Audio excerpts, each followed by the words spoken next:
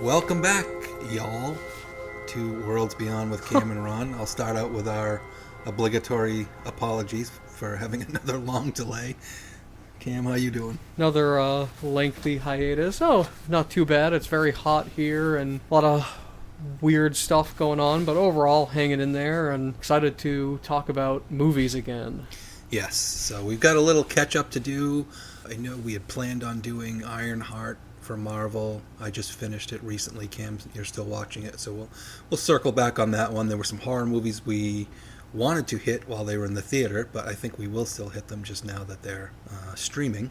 Yeah, a lot of stuff coming out on streaming. And then there's a whole bunch of stuff coming out later this year. It feels almost like there's been kind of a lull. Like when I sat down for what we're going to talk about today, Superman, I was like, even though we saw Thunderbolts not that long ago, it just feels like, for a few years there, it felt like every couple of months we were sitting down for some big Marvel thing, right, or some Godzilla or something like that. And it's much more fewer and further between, and that's probably, I think, a good thing overall. But yeah, it stinks because I like going to everything, but for general audiences and the maybe the longevity of some of these franchises, it might be for the best.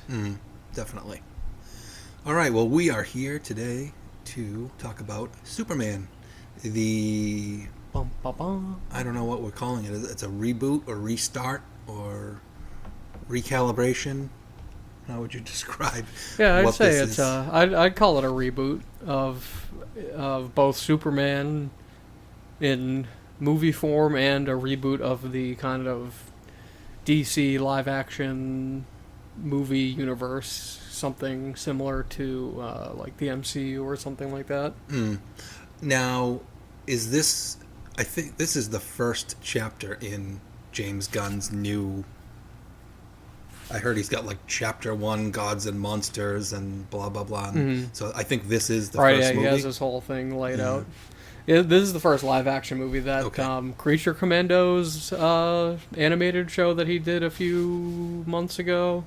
That was technically the first official entry, but I think that was more of a side thing. Released on Friday, July 11th, and having a great opening weekend, at least for Superman movies. It was something like 295 million, I think, worldwide. I think that's good. Overall, I think it was, coming out of it, I felt fairly positive about it. It was probably not my favorite James Gunn superhero movie. I think there were a lot of issues. It was kind of uneven in certain places in terms of the tone, and it felt a little rushed. There was so much going on, and it just went by super quick. It really felt like a whole bunch of stuff had been taken out, or it could have used another 10, 15, maybe even 20 minutes to kind of flesh certain characters and plot points out. But overall, I really enjoyed it. I thought David Corenswet was a great new Superman. Nicholas Hoult is great as always. I thought his Lex Luthor was incredible and menacing, and he just did a great performance there. The entire cast, I thought, had great chemistry, and I think that helped. And it was just a very unique take on Superman. I like that it specifically didn't give you his origin or anything. There was just kind of like some text at the beginning and set everything up, and it was very much like you're just put into this DC universe and crazy stuff just happens, and you're just either kind of go with it or it might feel a little cheesy, but I think there was a little bit of that back and forth. But overall, I'd say I enjoyed it enough to recommend it and give it a thumbs up. Yeah, I had a similar experience. I thought it was very, you said, up and down. I think that's the way I would describe it too. It definitely was this attempt to thrust you into this new place sort of as it's already up and running, and that led to some sort of disorienting moments at the beginning. It did feel like there was a lot of things stuffed in, not even just necessarily action scenes, but just, okay, now we're going to do some character stuff here with Lois and Superman, and all of a sudden you're just in this really focused conversation between them, and everything else stopped, and then, okay, now we're back to action and something, and plot points are moving forward. and it did feel kind of stuffed and kind of like, another word you used was tone. Like, it didn't have that Guardians of the Galaxy or Suicide Squad sort of vibe, typical vibe of James Gunn. There wasn't a pop, a rock soundtrack or anything like. There's a couple of songs here and there, but for the most part, he didn't do that, constant, 80s hits rock soundtrack thing. And there were some disorienting points, like when, I'll say just to pull something out, when he first meets up with this, not Justice League, Justice Gang, this group of Green Lantern, Hawkgirl, and Mr. Terrific there. Mr. Terrific. I'm like, is he gonna, I didn't know whether he was gonna have to like fly out and like initially confront these guys because he didn't know who the hell they were and what they were gonna do, or and then after a few minutes you realize, okay, he knows these guys and they had some sort of relationship, but not, they weren't like, they weren't all in the sort of super friends together or whatever you want to call it. So there was just a lot of moments like that where I'm like, how am I supposed to feel about what's going on right now? But overall, I thought he was a very good Superman. I think he's got that, plays that just sort of like, I don't know if naive is the right word, but just like very resolute, wears his heart on his sleeve, Superman. Brosnahan was a good Lois Lane. Holt, yeah, he did a very over-the-top performance as Lex Luthor, and I felt like really tried to give Lex Luthor more of this like kind of emotional and intellectual need to do what he was doing, as opposed to just being the all-powerful supervillain trying to take over the world. Right. So his was great.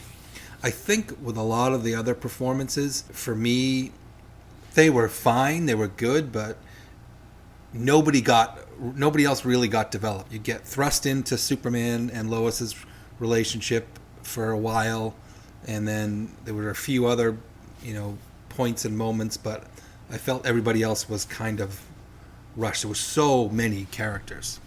We didn't really get to know a lot of the characters, even ones you would expect. Like, obviously, you don't need to necessarily know every single thing about the Justice Gang, but Jimmy Olsen would have been nice there. There was a few fun gags with him, and him just having all these ladies throw themselves at him constantly. I thought was hilarious. But we didn't really get to know much about him beyond that. And then, the rest of the Daily Planet were just kind of set dressing, basically. And even Superman's parents didn't really get all that much time, all things considered. Yeah, no, I thought there was the scene with him and his dad, and then him and his mom fawning over him, but like they felt like their performances in terms of just being these like they played his parents, unlike other movies, as really these hardcore, out in the woods farmers. Right. They really leaned into that. We're farmers from Kansas or wherever the heck he's from, and that was good. But like it very much was disjointed with Corrin Sweat's character. Like they seemed like they didn't even know each other. I kind of felt like I didn't get the connection. Actually, I would agree with that. They didn't have as much chemistry as you might expect with him. And when you think of past relationships, you got a lot more of like there seemed to be much more familiarity that was believable between them. And that I was going to ask you too, as I assume based on all the names of the folks in the Daily Planet office that these, in the comic books are all people, but I was like, Cat Grant and and I know that character from the Supergirl TV series, but this one was totally different. But yeah, there was people I felt like I was supposed to that were supposed to mean something, and the guy who was the guy that was the really annoying guy who was sort of making fun of the mustache Clark, and he was like this doofus, and like he was just I'm like, what is his purpose? He's just being I felt like we didn't get any of the backstory or the sort of context for any of these characters, so they were just sort of like okay, these guys are here and they're part of the gang, and that's it. And like you said too, I thought it was a great ploy to have the Jimmy Olsen be, flip his typical character arc on its head and have him be like this ladies' man. But like you caught a glimpse of it, but you're like, it didn't really. There was no time to like really dig into it or set it up. Yeah, I wonder. There was so much else going on. Yeah, and so like to your point, I wonder, do you think? I couldn't tell whether how much of this was Gunn wanting to just say, hey, I just want to get this universe up and running and throw you in there in the middle of everything and you got to kind of catch up? Or do you think there was a lot of stuff cut out of this film? Because I will agree with you. It didn't feel too long at 2 hours and 9 minutes. I think it was probably a lot of both. I do remember hearing rumors that I don't know if Gunn chose or if it was a studio thing, but that they shaved off a decent bit of it. But okay. I do think he was going for that as well. So I think maybe it was kind of, they chopped it off, but it was also exacerbated by the fact that he was going for this kind of like throw you right into the crazy universe kind of thing. Yeah, there were definitely some interesting things. I really liked Mr. Terrific. I thought he was probably the other standout character. I mean, I love Nathan Fillion, but he got all his good lines in and whatever else, but he felt a little bit underdeveloped. I didn't feel like they gave Hawkgirl a whole lot to do. Right. Well, yeah. It was funny that they ended up focusing on Mr. Terrific when Green Lantern and Hawkgirl are relatively more well known, but that seems like a very James Gunn thing to do. Yeah. Well, and I know, and maybe one of the things, because in reading about this both before and then since seeing it, he was very suspect about directing this because he didn't really feel like he knew what to do with a huge mainstay character like Superman. He's always usually going for the, Guardians of the Galaxy or the Suicide Squad or, the sort of like off the beaten path or Peacemaker, off the beaten path characters, not the mainstream ones. So I wonder if maybe that kind of carried through to some degree. That I think it did. I don't know if he was really the best choice to do this, but it was definitely, it resulted in an interesting movie, and it was overall good. So I think it was definitely worth the effort, I suppose. Yeah, I think there was a lot of good things. The Pocket Universe stuff, there was a very, it's not overly intricate, but there was a lot of plot in this movie. Just the Baravia thing, and then, then the whole Luthor wanted a part of his country, and that creepy, that guy is probably the guy that played the president of Baravia is probably one of the creepiest, that guy was freaky. Scariest looking guys I've ever seen. It's not in a horror movie. Holy smokes, that guy was weird. Every time he was on the screen, I was like, oh my god. I was glad she dropped him at the end. Sorry, spoiler. Yeah, that was great. Spoiler, the president of Baravia dies. But, I guess kind of speaking of spoilers, I felt like there weren't really a whole lot of huge like surprises or even plot, not necessarily like, oh, here's Batman or here's so-and-so, but like even plot-wise, it felt like we saw almost every scene in the trailer, like at least one bit of every scene in the trailer. There wasn't like a whole lot that I was kept waiting for something kind of like that I hadn't seen in the trailer happen, but for the most part it was which I thought, and it was a very simple, like, even though there was a ton of different moving parts, it was for the most part like, I don't think you ever saw Batman versus Superman, but that had a similar, like, and obviously it's a trope at this point, but Lex Luthor was trying to turn the public against Superman, but that was like, and then he sends this agent to the docks to do this, so Batman discovers it, and it just was so ridiculously, stupidly convoluted.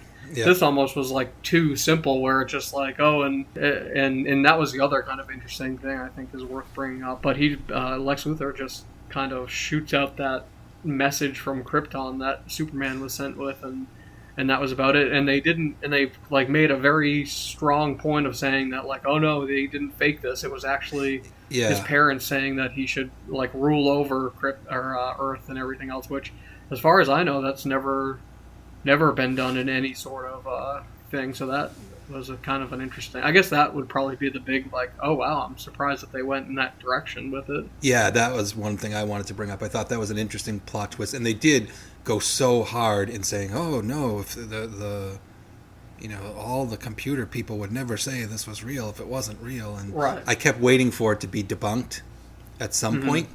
And I thought, yeah, it was a definitely interesting choice that they didn't debunk the fact that, Superman's parents basically said, you should probably rule Earth, and more or less was what the message was.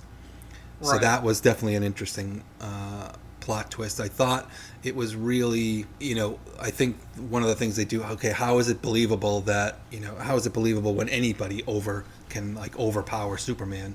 So I thought his whole thing of having that Ultraman character, but then them all choreographing these fight moves almost like Taskmaster kind of deal, where they Right. just learned everything, or like the Civil War fight with Iron Man and Cap, where he programs all his moves to counter them.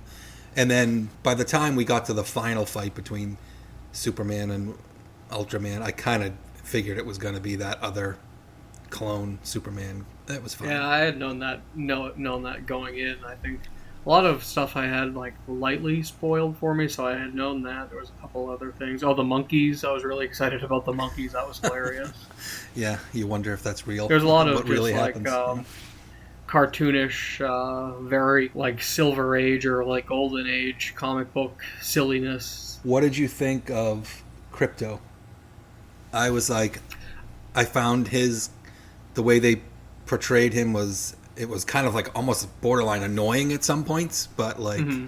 but it was kind of funny too, the way they just made him be such a like psycho Right. dog. Well, yeah, you would expect him to be more well behaved and everything. Right. So I think that was kind of a fun kind of twist. And then they ended up kind of explaining it by saying Right. that it was Supergirl's dog, who's I guess this drunk crazy party girl or something, which I thought was Yeah. hilarious. Yeah, Interested to see where that goes. yeah. I mean, in reading about Supergirl, I mean, he seems to be very much portraying this version of Supergirl very early in her career, after a whole bunch of people in her life died, and she's just kind of going through some kind of wacky thing. But that was a great little reveal, getting into spoilers again at the close of the movie, to throw her in there coming back from a drunken binge on a red sun planet where she can get drunk. And that Right. and it was really funny, her and her interaction with Superman. The other brief cameo was Peacemaker himself, which I thought was funny. That was funny. Yeah, he had a great little monologue there, going off about Superman. Huh. He's funny. And then the cameo of Sean Gunn as Max Lord. I think he'll be playing a recurring character because Max Lord is a fairly established DC character, so I'd be interested to see how he shows up. So all in all, it was good. I was just there was a couple things like that, and there were just points at which I was like, just felt like such an assault on the senses of like, there's all this stuff and all these characters and all these action beats and all these plot beats, and then there'd be this heartfelt moment with Clark and Lois, and blah, blah. And so there were times at the movie where I felt like I was just about to be like, okay, I'm checking out, and then something would happen and be like, oh no, that's really cool, or that's tugging on the heartstrings, and it kind of like sucked you back in. So I did very much overall positive reaction to this. This is one, I don't know if I'll see it in the theater again, but I think I would like to see again. I think this is one of those movies where, like, now that I've seen it and I don't have any expectations, kind of going back in and just watching it, one of those. But so overall, I enjoyed it, but it was up and down and a little bit annoying at times. Definitely not a typical James Gunn vibe. And so that either speaks to him, I think, wanting to do it a little differently, but also maybe him just not knowing what to do with this. Yeah. So maybe a little bit of both. But any other thoughts you have? What about some of the technical aspects of the film? It's funny. I think James Gunn used a different cinematographer for this one than he's done for his past movies, and I think it was very noticeable in kind of a negative way. There were a lot of, and this is very hard to even describe without seeing it, and most people might not even notice, but there are a lot of wide-angle shots, so it like kind of stretches things. And there was a lot of shots like close-up of faces and stuff where the faces looked almost like so distorted, that they were like goofy. Yeah, like And him, this is something Superman I've flying. noticed, right? And I've noticed apparently the cinematographer, was also in The Flash, and I don't know if he did Guardians 3, because there were shots Yeah. like that in Guardians 3, but I don't remember it being that egregiously goofy. Because there's a way to do those kind of shots that look cool, and like if you remember when Adam Warlock is first flying in, Yeah, that they do reminded a me shot of like that, that. but Yep. it looks in Guardians, it looks a lot cooler, whereas here it looked very silly and goofy. Mm. So I'm not quite sure if it's a cinematographer thing or what, but I hope that picks a different cinematographer. And I will say, I think the CGI was very like, one shot would look fantastic in the next. The big thing, and it's funny you said kind of sensory overload, because the big negative I would say for me was the scene where he was holding the baby above that crazy goopy River, yeah. river, and that looked like almost like just totally like Pixar animation. The baby didn't look very good, but then there were other stuff, like obviously Crypto looked great, and all the buildings smashing together, and the kaiju looked good, and everything else. So there was that, and that seems to be an issue with not just superhero movies, but obviously Marvel's had kind of a rough time with CGI. But just all movies lately, I've noticed, have been very spotty with their CGI. But overall, James Gunn knows what he's doing, so it was a fairly small issues. Yeah, it's funny. I've caught bits and pieces of Infinity War, Endgame, and Ultron, just as they've been on TNT and a lot the last few weekends, and like Mm-hmm. the CGI is like actually like noticeably better. Like even for me, I can look back Right. and say, wow, Yeah. these movies actually look better than the newer ones in terms of some of the effects. Yeah. I really don't know what happened. And obviously there was that whole drama with Marvel and not Right. paying or and whatever else. But I'm curious what changed. I feels like there was a point where like the technology and stuff were getting better and people were doing really well, and it kind of peaked, and then maybe, I don't know, something happened where a bunch of people left and Right. left Left the the industry. industry Yeah, or maybe. Yeah. whatever else. Who knows? And just well, maybe they've fixed some of the issues with the overworking them and underpaying them and all that stuff. I think part of the issue is there's so much, like, we used to be like, we couldn't believe when actually there was going to be a Marvel universe and it was taken seriously and things like that 10, 15 years ago. And now Oh, right, yeah, now everything is all now there's big, so bang, yeah CGI, yeah. yeah now there's so much sci-fi, comic book, fantasy content out there in media now that it's like it's almost like better than 50%, I think, of what media that gets generated on film and TV these days is genre, Right, meaning yeah. some form of horror, sci-fi, comic books, or something, fantasy or whatever, which in some ways is great, but in some ways can be overkill, and and probably quality of certain things aren't going to be what they might have been. But Right. it's Yeah, very that's an interesting point. yeah, it's a weird time in the filmmaking industry. I feel like we should be through all of the effects of COVID and through most or all of the effects of the strike. So when these issues come up, it's like you wonder, okay, well, what? And I think, yeah, the movie industry is just and TV is just or streaming, whatever you want to call it, is just trying to figure itself out. I think they all have, like, the MCU had its like mountaintop moment.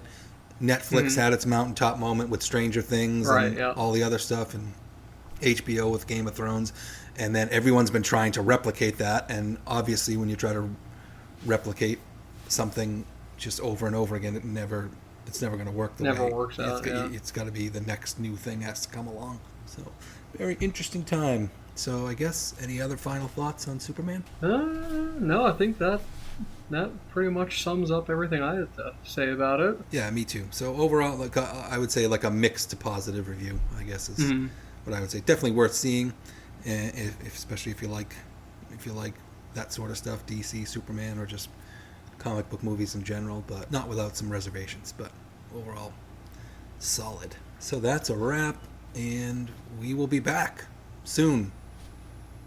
We promise this time.